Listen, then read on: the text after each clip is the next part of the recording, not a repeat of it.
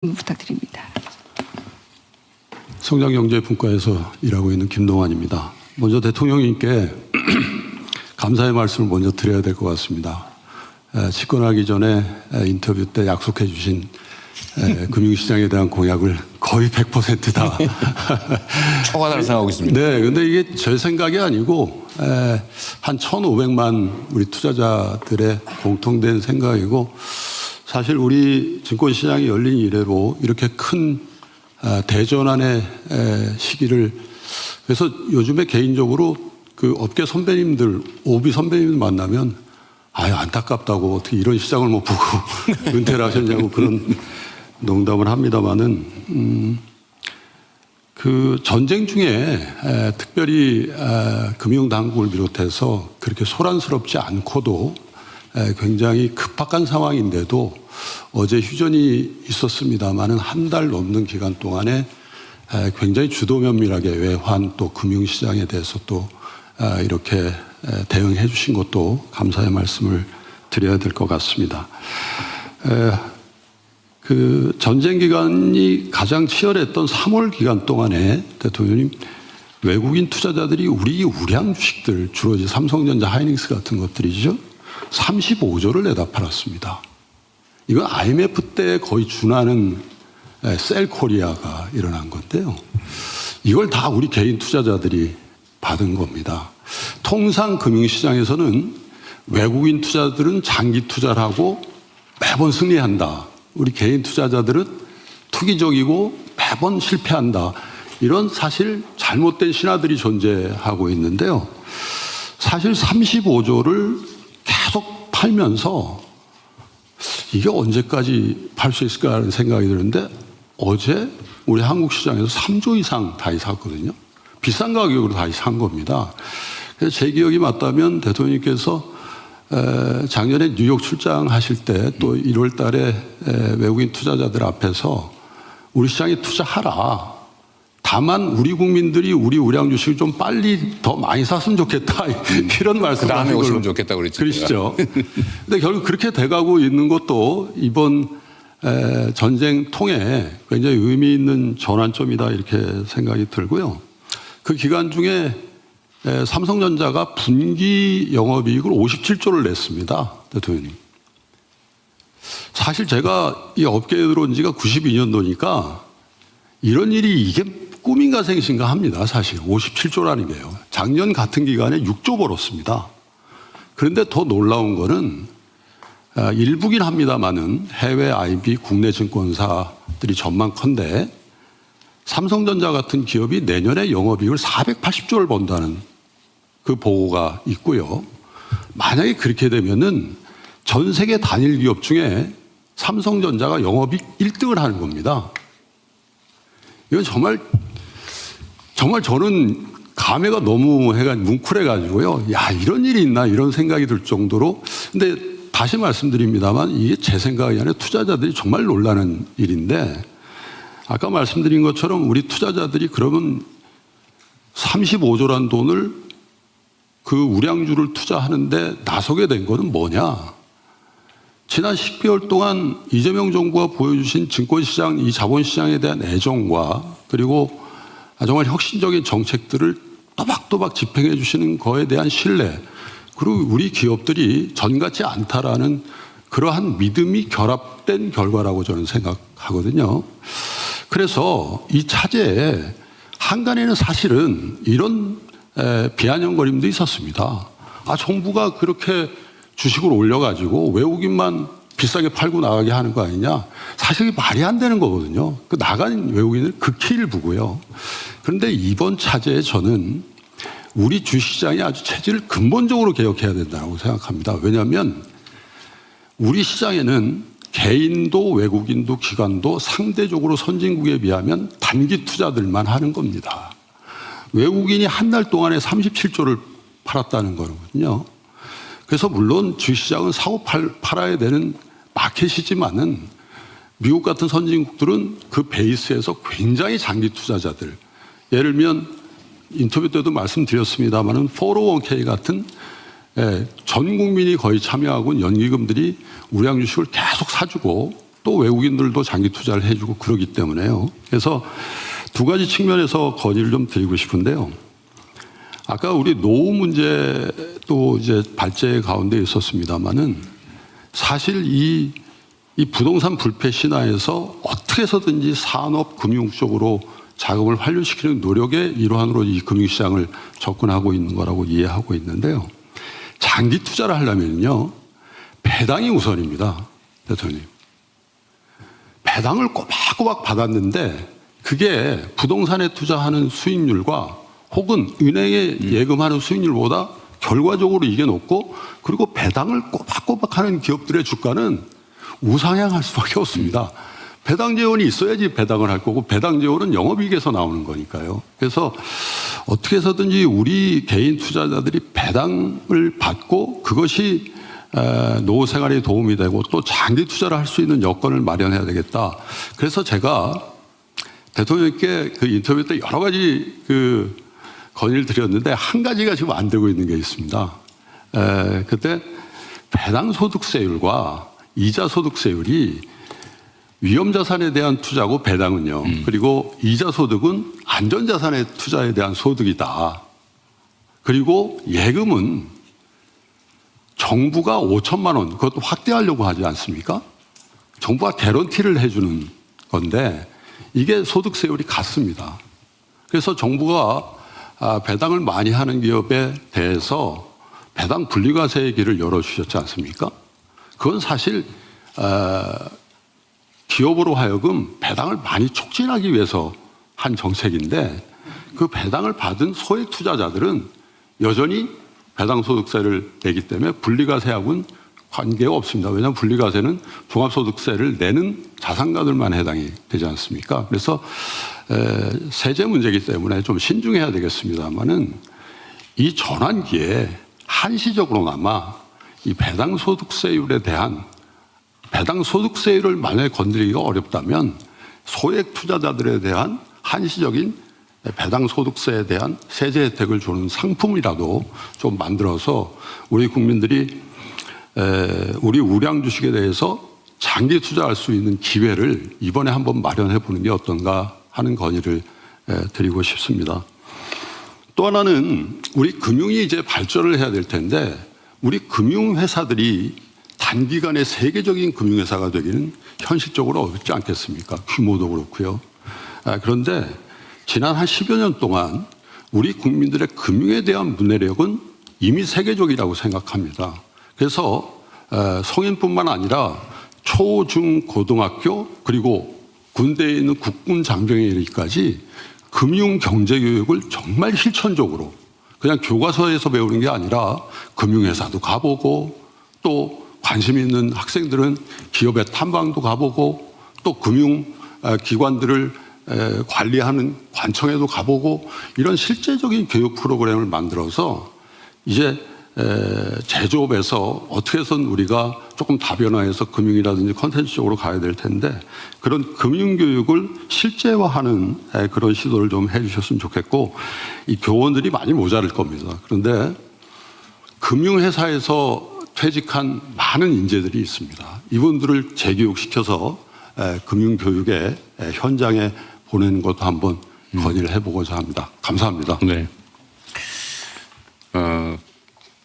어쨌든 자본이 비생산적인 분야, 아주 대표적으로 부동산 시장, 거기에 잠겨 있는데, 이 비생산적인 분야에서 생산적 분야로 전환시키는 건 뭐 이번 정부의 최대 과제 목표이기도 하니까요.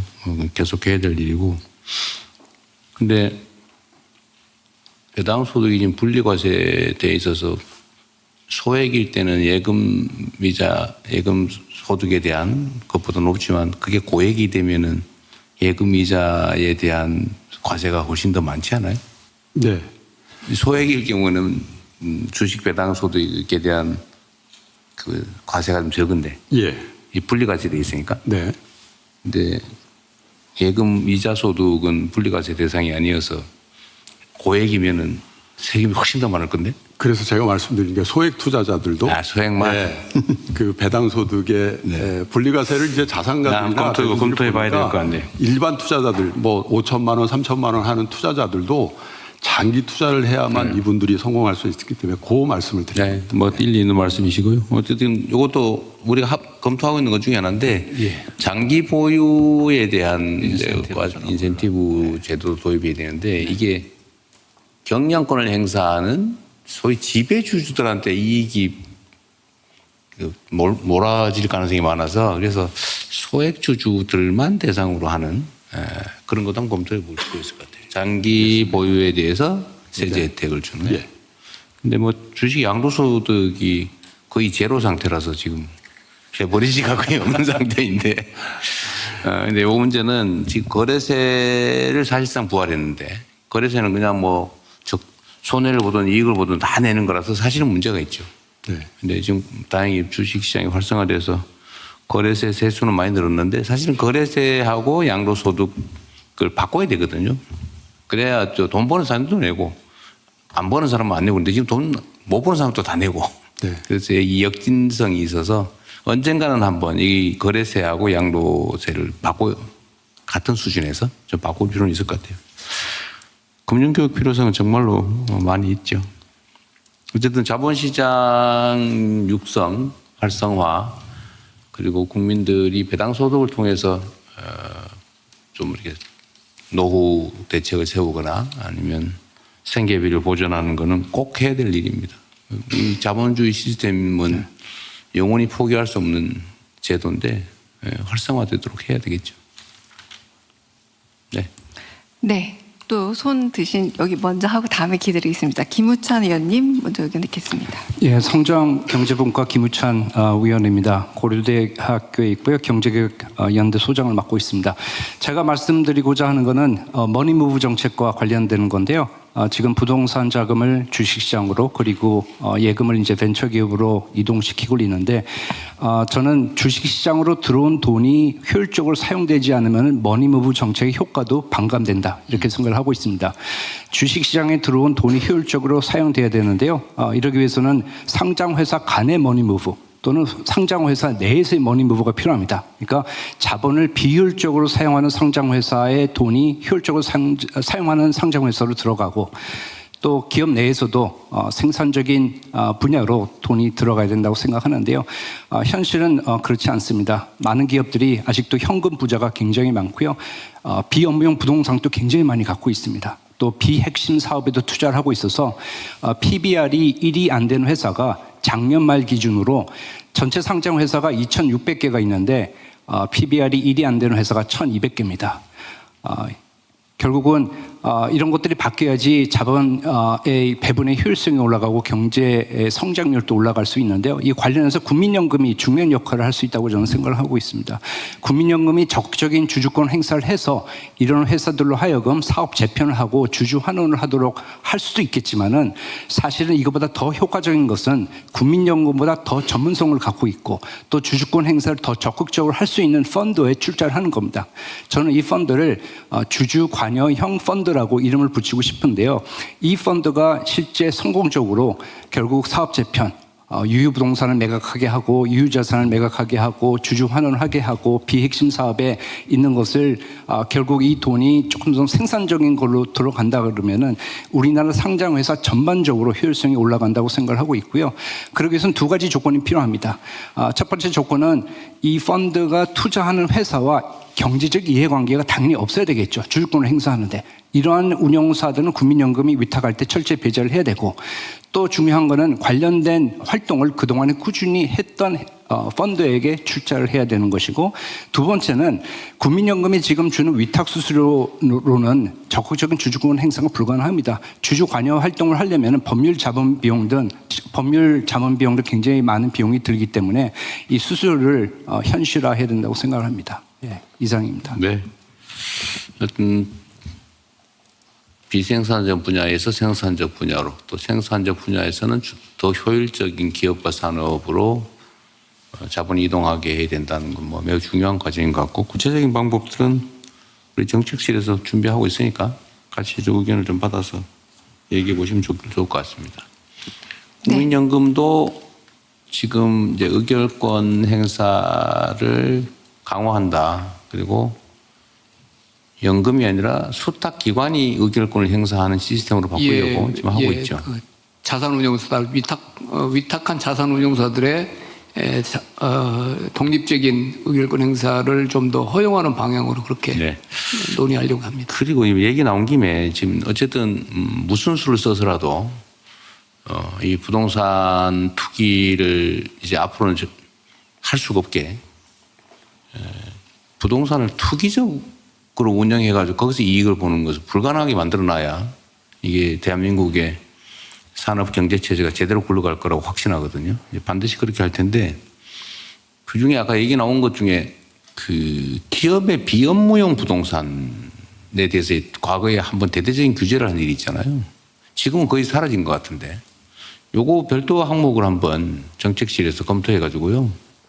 거기는 기업들이 그 쓸데없이 당장 필요한 것도 아닌데 뭘로 그리 대규모로 가지고 있습니까? 거기는 대대적인 보유 부담을 안기는 방향으로 한번 검토를 한번 해보자. 어차피 지금 주택 문제 다음 단계로 농지, 그 다음 단계는 이제 일반 부동산으로까지 이제 확장해 나갈 건데, 그건 미리 한번 오늘 얘기 나온 김에 점검을 해보시죠. 네, 이번에 좀 건너편으로 가보겠습니다. 네, 원승현 의원님. 네. 네.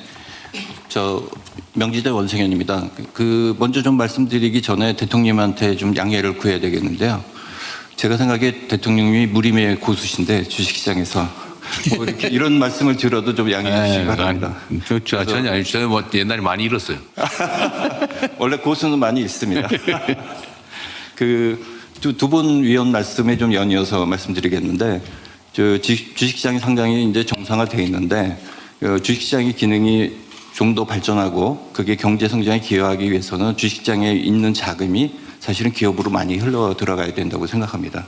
그래서 앞에 두 분이 여러 말씀을 하셨기 때문에 저는 그냥 두 가지 좀 제언을 좀 말씀드리겠는데요. 첫 번째로는 최근에 이제 유상증자가 이런 기업으로 가는 주식이 되게 어렵다라는 것을 좀 보여주고 있지 않습니까? 왜냐하면 투자자들이 유상증자를 해서 다일루션이 발생해서 상당히 저항을 많이 하고 있는데, 이 문제는 투자의 문제가 아니라 사실은 저는 기업의 문제라고 보고 있습니다. 왜냐하면 첫 번째로는 기업이 공시를 자의적으로 하는 경우가 많이 있기 때문에 그런 면에서 보면은 사전적인 규제와 사후적인 제재가 아직 우리나라 공시제도에서는 매우 미비하다고 보고 있습니다. 그래서 공시제도 전반을 보고 기업이 자기 편의대로 계속 어떨 때는 막 기업에 대한 좋은 얘기를 공시를 계속하다가 딱 주가가 올라가면 갑자기 유상증자를 발표한다든지 무슨 주식 매각을 한다든지 하는 그런 것들을 막아야 되는 것이 일단 첫 번째 중요하다고 생각하고요.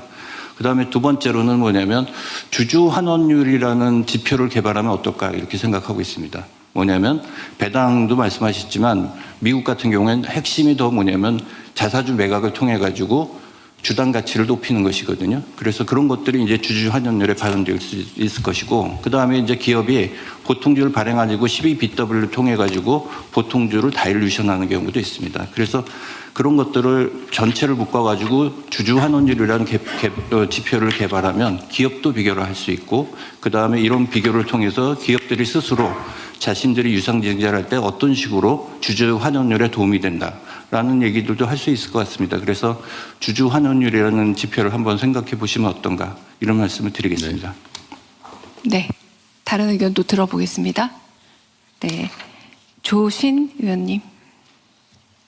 예, 대통령님, 저는 미래기획분과에서 일하고 있는 조신이라고 합니다. 저는 주제를 좀 바꿔서 정부 R&D 혁신을 통해서 성장 잠재력을 올리는 방안을 한 3가지 정도 구체적으로 말씀드리고자 합니다. 근데 그에 앞서서 먼저 정부 R&D 정책의 큰 방향성을 간단히 먼저 말씀드리겠습니다. 그 방향성이라는 것은 정부는 민간이 할 수 없는 것에 집중을 해야 되겠다는, 어쩌면 너무나 지극히 당연한 이야기가 되겠습니다만, 그러면 R&D에서 민간이 하기 힘든 일이라는 게 뭐냐? 그러면 결국은 굉장히 긴 시간을 요구하고 불확실성이 매우 큰 프로젝트들, 대표적으로 원천 기술을 개발한다거나 기초 연구를 한다거나 고급 인력 양성을 20년, 30년에 걸쳐서 한다거나 이런 것들은 기업이 하기도 힘들고 하려고도 하지 않는 일들입니다. 그런데 지난 50년간을 돌이켜 보면 사실 정부 R&D는 우리나라 경제 발전에 굉장히 크게 기여를 했습니다. 정부가 선진국을 따라잡을 수 있는 전략 기술을 잘 픽업을 해서 출연연한테 그걸 상용화해라 하고 맡기면 상용화를 하고 그걸 기업이 제품화하는 소위 전형적인 추격형 혁신 전략을 취해왔고 그것이 오늘날 성장하는 데 굉장히 큰 기여를 한 것이죠. 그런데 이제 더 이상 이런 추격형 혁신 전략은 통하지가 않게 되었다는 건 우리가 공감하는 이야기입니다. 왜냐? 우리가 선진국이 되어버렸기 때문입니다. 그래서 더 이상 벤치마킹할 사례가 왜 없겠습니까마는 현저하게 줄어들었다. 우리 스스로가 새로운 것을 완전히 새로운 것을 찾아야 되는 형편이 되었다라는 것이고요. 또 출연연이 과거에 주도적인 역할을 했다면 이제는 민간의 역량이 너무나 커졌습니다. 정부 R&D 예산이 올해 35.5조 원입니다. 그런데 민간 R&D 예산이 작년 최종 집계가 아직 안 됐습니다만 약 110조 원 정도가 될 거로 예상됩니다. 그중에서 오늘 삼성전자 얘기가 좀 너무 많이 나와서 그렇긴 합니다만 작년에 삼성전자가 37.7조 원을 썼습니다. 그렇기 때문에 이들이 가지고 있는 기술 역량은 이제 출연연하고 물론 역할이 다르다는 걸 제가 강조하는 것이죠. 그래서 이제 뭔가 새로운 돌파구가 필요한데 불행히도 아직 정부 부처들은 과거의 성공 방정식에 좀 매달려 있는 그런 상황이고 그러다 보니까 주로 3년 미만의 어떤 그런 단기 상용화 프로젝트들을 출연연 같은 데다가 주로 줘가지고 빨리 뭔가 성과를 만들어내려는 조급증이 있습니다. 그럼 이제 과연 이런 상황을 타개하기 위해서 우리가 뭘 해야 되겠느냐? 아까 말씀드린 대로 세 가지를 말씀드리겠습니다. 첫 번째는 출연연을 향후에 10년 후에 시장에서 상용화할 수 있는 것들. 아까 김성식 부의장이 말씀드린 대체 불가능한 원천 기술을 개발하는 메카로 육성을 해야 합니다. 그러기 위해서는 뭐 극단적인 숫자를 좀 몇 가지 든다면 이제 그들에게는 3년짜리 프로젝트 이런 건 주면 안 됩니다. 5년 이상 최소한 50억 원 이상 이런 규모의 원천 기술 프로젝트만 해라 하고 그런 예산을 줘야만 한다고 생각합니다. 사실 출연연은 상용화 기술을 잘하는 데는 그렇게 전문성이 없습니다. 그들은 시장의 니즈를 잘 모르기 때문이죠. 그렇기 때문에 프로젝트는 성공했다고 하지만 상용화된 제품이 거의 없습니다. 그래서 상용화도 못하고 원천성도 없는 아주 어정쩡한 연구물이 양산되고 있는 것이 오늘날의 현실입니다. 두 번째로 대학의 기초연구 및 고급 인력 양성 지원을 대폭 확대해야 된다고 생각합니다. 뭐 대폭 그러니까 또 예산 더 쓰자는 얘기냐라고 생각하실 텐데 사실 대학에도 상당히 쓸데없는 상용화 프로젝트가 많이 지원되고 있거든요. 그런 것들을 거의 줄이면 예산을 늘리지 않고도 대학의 그런 기초연구나 고급 인력 양성을 지원할 수 있다고 생각합니다. 우리나라는 선진국에 비해 볼 때 특히 대학에 대한 R&D 지원이 굉장히 부족한 편입니다. 그런데 속된 표현으로 대학에 대한 R&D 지원은 무조건 남는 장사입니다. 왜냐하면 대학의 R&D가 가면 예산이 가면 그 돈의 굉장히 많은 부분은 대학원생 인건비 또는 박사 후 연구원 인건비로 가거든요. 그러니까 이게 결국은 고급 인력 양성을 위한 인건비로 쓰이기 때문에요. 굉장히 좋은 거고요.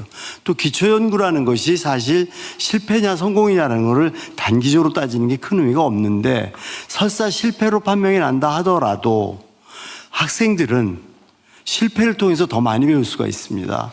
그렇기 때문에 기업에서 상용화가 실패하는 것은 굉장히 그것은 문제가 될 수 있지만 대학에서의 기초연구는 실패 자체가 거름이 됩니다.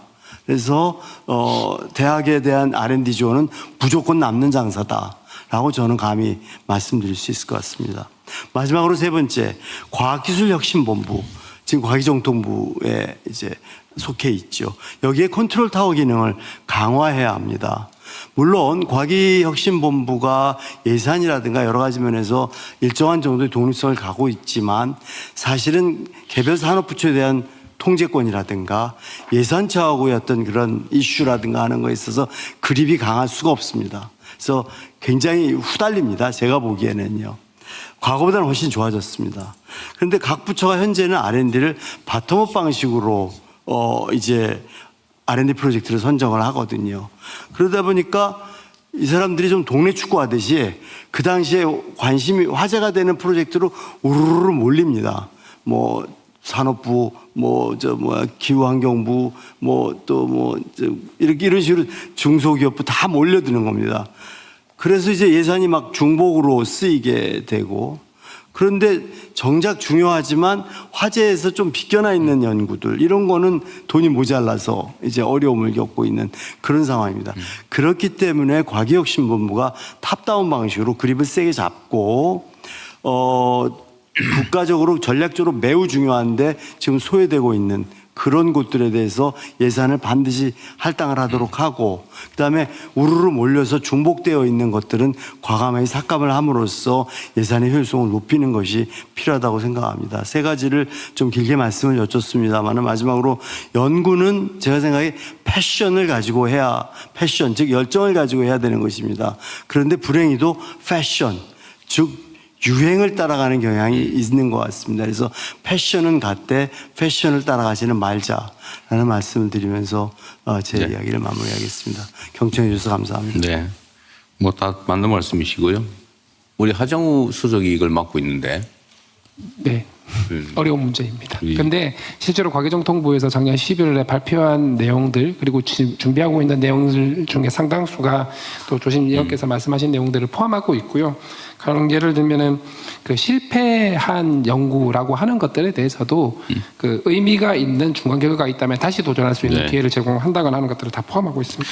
어쨌든 뭐 우리도 관심 갖고 좀 R&D 연구 방향을 바꾸는 중이긴 한데, 좀 더 이 지적을 좀 깊이 받아들여서 좀 더 세심하게 잘 챙겨야 될 것 같아요. 실제 제가 우려하는 부분들을 다 말씀하신 것 같아요. 네, 과기정통부랑 같이 챙기겠습니다. 그리고 하지 PT 요새 이렇게 할 일이 많은데 누가 작업 들어오는 것 같던데?